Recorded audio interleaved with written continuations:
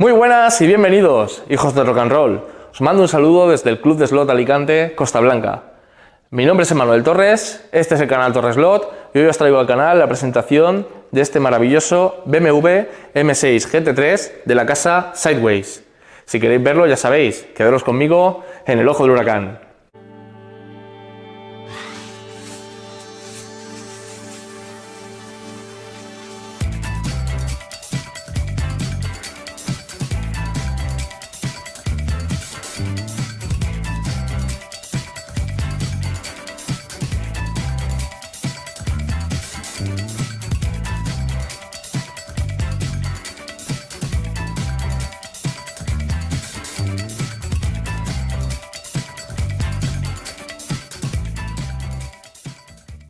Hola de nuevo, aquí tenemos este bichito.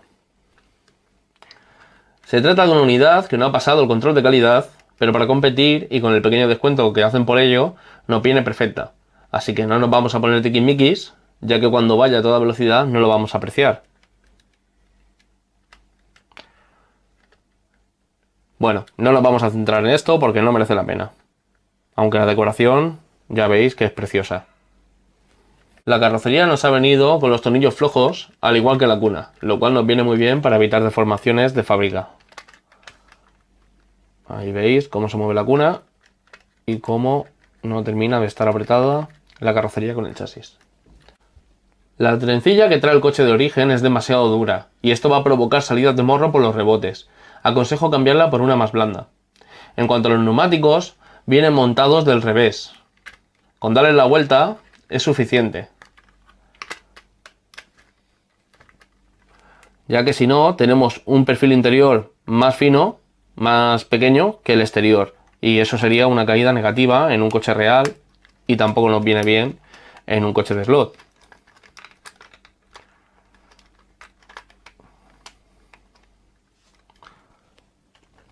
Dejándolos de esta forma, con esta pequeña raya interior, es la forma más aconsejable para dejarlos y correr. Podéis ver cómo viene de origen y cómo está aquí. De igual forma, también en el eje delantero hay que darle la vuelta. El alerón no viene montado, y esto es de agradecer si el objetivo es utilizarlo para correr. Así podremos utilizar el adhesivo que mejor nos convenga. Por favor, no utilizar cianocrilato o superglue. Al final del vídeo tendréis el montaje del alerón. La basculación de la carrocería con el chasis, a poco que soltemos un poquito los tornillos, es perfecta. Sin trabas, se mueve genial todo el chasis con la carrocería. Pasemos ahora a abrir el coche. Los tornillos de basculación que trae para la carrocería son muy reconocidos porque son los mismos que utiliza la casa Slotit en sus coches y uno de mis tornillos favoritos para la basculación.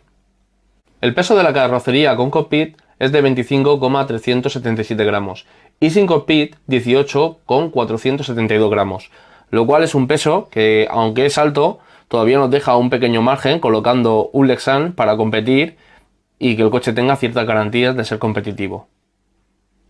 La carrocería ya veis que flexa genial cuando le quitamos el cockpit, y si le ponemos el Lexan y lo trabajamos bien, la colocación, podremos conseguir que sea una carrocería que absorba bastante bien las irregularidades de la pista.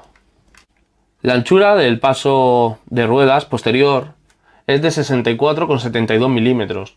Para aprovechar el 100% de la anchura de la parte posterior, teniendo en cuenta el movimiento de la suspensión, que el neumático va a subir y bajar, puede verse limitado la anchura de rueda a rueda, o sea, del exterior a exterior del neumático, quizá teniendo que limitar un poco dicha anchura, porque si no puede ser que nos pegue, a pesar de que tiene unos pasos de rueda bastante bondadosos. La altura de la carrocería, con el chasis incluido, es decir, esta altura, desde la parte plana del chasis hasta el alto de la carrocería es de 35,22 milímetros. La altura de la carrocería sin el chasis es de 33,90 milímetros. Quizá en esta diferencia algún diseñador de chasis 3D le pueda sacar un mayor provecho. Para que podáis valorar la diferencia de alturas entre carrocerías, Os dejo por aquí un listado donde el BMW ocupa una posición décima entre los coches que he medido, desde más bajos a más altos.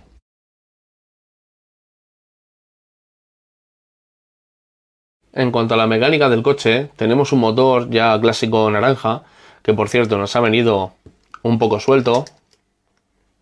Ahí podéis apreciar el movimiento del motor.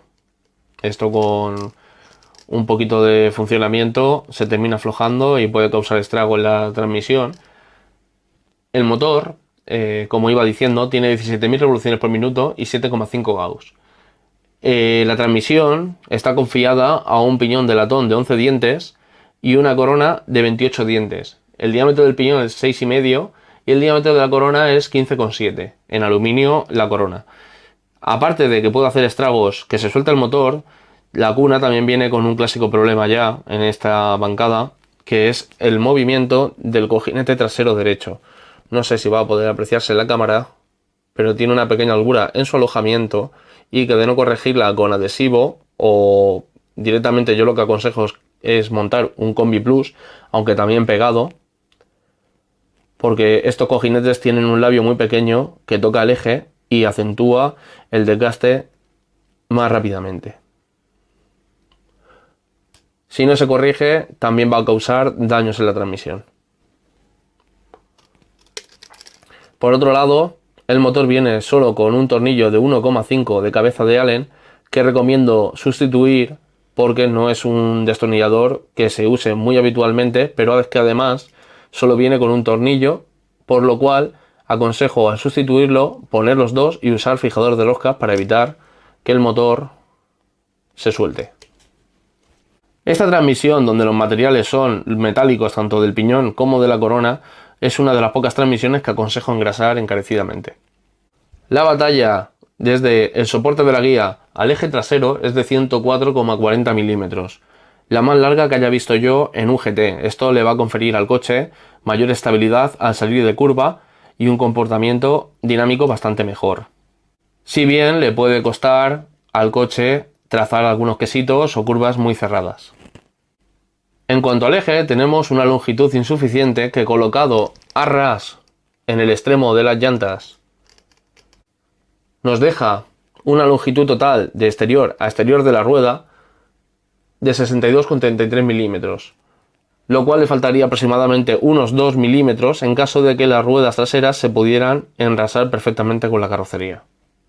Esta cuna tiene unos set de 0,7 milímetros, por lo tanto las llantas más aconsejadas para pista Ninco, siempre utilizando el neumático más usado en competición, el AS25 de Scaleauto, en su medida 19 x 10,5, las llantas que yo aconsejaría montar sería una 16,9 x 10 o 17,2 x 10 o por 8,5, porque al estirar tanto el neumático se ve más reducido el ancho del mismo. En cambio, para una pista de Scaleauto y con el mismo neumático, lo recomendable sería una 16,5 x 10 o 16,2 x 10. En cuanto al peso total en orden de marcha, es de 89,43 gramos. Y el peso total sin cockpit, tapacubos y sin simulación de discos de freno es de 77,89.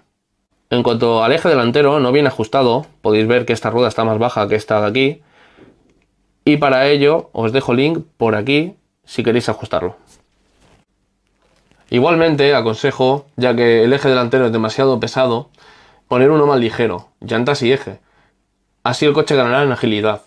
Para casa seguramente tenga un comportamiento aceptable, pero en competición entorpece bastante el funcionamiento del coche.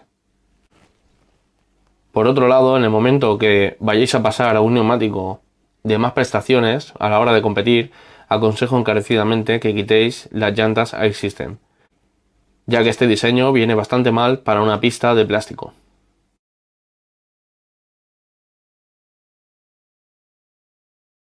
Bueno, como siempre, si habéis llegado hasta aquí, muchas gracias por la visualización, darle me gusta, suscribiros, si tenéis alguna duda o algún dato que queráis y no he comentado, ponérmelo en comentarios y lo trataré de responder a la mayor brevedad posible. Por mi parte, me despido. Hasta el siguiente vídeo. ¡Adiós! Para pegar el alerón, lo primero que vamos a hacer es presentar los soportes en el mismo alerón. Y vamos a comprobar que entre perfectamente en su alojamiento. En este soporte entra perfectamente, pero he observado que las dos patas en este otro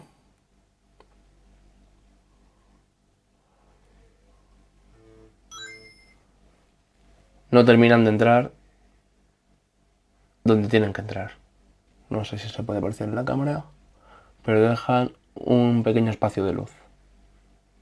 Bien, lo que vamos a hacer es seleccionar la broca del diámetro necesario para repasar los agujeros y mediante prueba-error vamos a ir insistiendo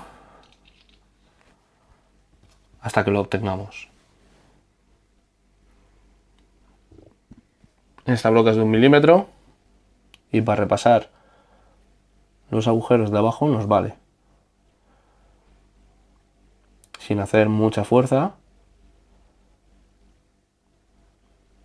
Ahí ha salido una virutilla.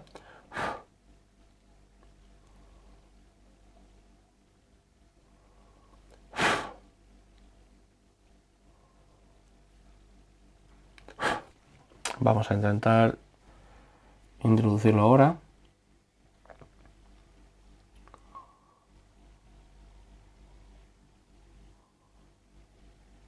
Aún nos cuesta. Vamos a seguir así hasta que entre perfectamente. Ya lo tenemos en su sitio. Entra perfectamente. No deja luz.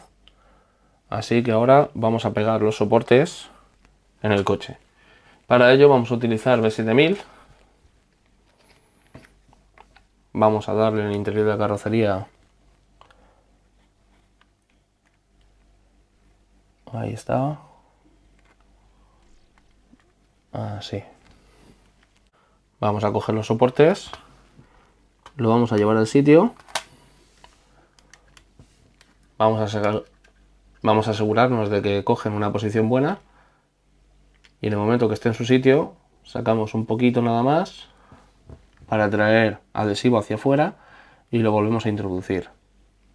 Volvemos a repetir la operación con este. Lo introducimos, volvemos a sacar un poquito y lo volvemos a introducir. Acto seguido, vamos a manchar un poquito los puntos de fijación.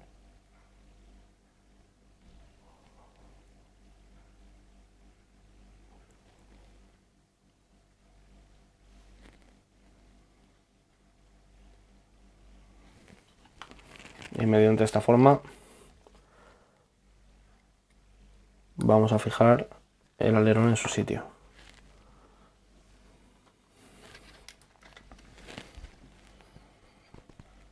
Lo encaramos aquí. Una vez que lo tengamos en su sitio, nos vamos a asegurar de que queda asimétrico.